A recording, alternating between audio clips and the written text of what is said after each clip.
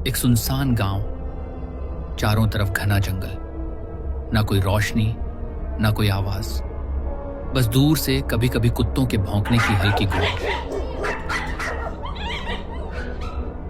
गांव के आखिरी छोर पर एक पुरानी कोठी खड़ी थी, इतनी पुरानी कि उसकी दीवारों से झड़ती हुई मिट्टी, टूटे हुए खिड़की के कांच और झंग लगे गेट से साफ जाहिर होता था वो जगह अब इंसानों की नहीं रही।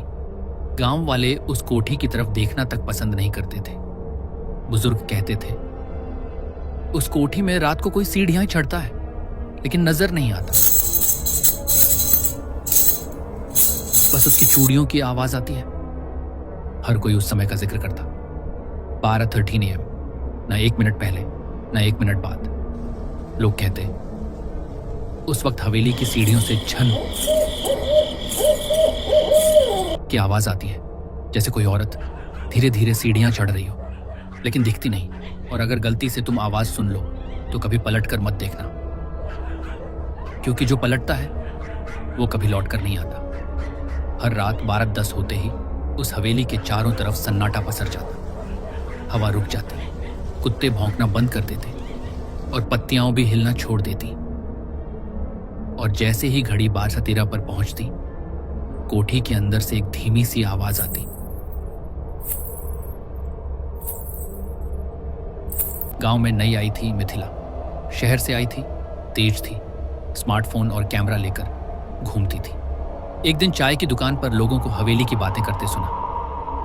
रात 12:13 पर वहां कोई औरत सीढ़ियां चढ़ती है, पर कोई दिखता नहीं, बस चूड़ियों की छन छन।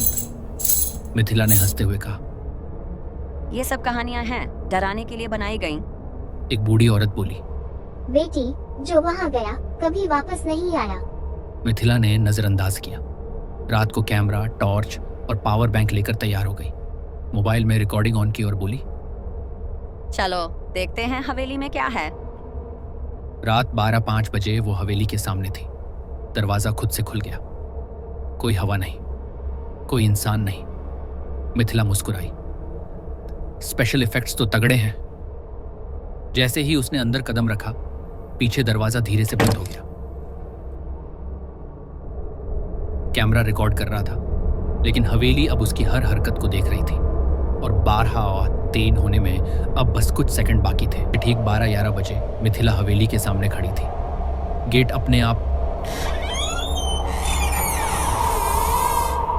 आवाज के साथ खुल गया। कोई नहीं था वहां, फिर भी ऐसा लग रहा था जैसे किसी ने उसका इंतजार किया हो। वो धीमे धीमे अंदर गई। टॉर्च जल रही थी, कैमरा रिकॉर्डिंग मोड में था। अंदर घुप अंधेरा था, दीवारें पुरानी थी, छत से जाले लटक रहे थे। एक कोना ऐसा था जहां हवा भी नहीं हिल रही थी। सब कुछ रुका हुआ, जैसे समय थम गया हो। टॉर्च की रोशनी जैसे ही सीढ़ियों पर पड़ी, कोई खड़ा था वहां, धुंधला, बिल्कुल शांत।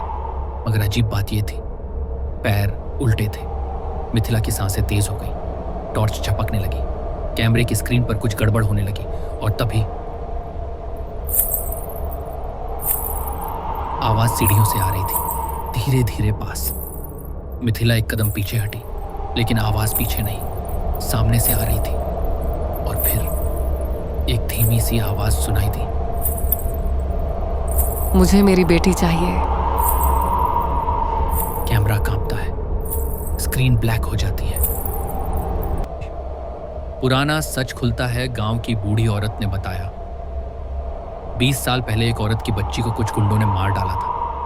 वो औरत उसी रात हवेली की सीढ़ियों से कूदकर मर गई थी और अब वो हर रात उसी सीढ़ी पर आती है अपनी बेटी को ढूंढने। जो लड़की उसकी बेटी जैसी दिखे वो उसे साथ ले जाती है।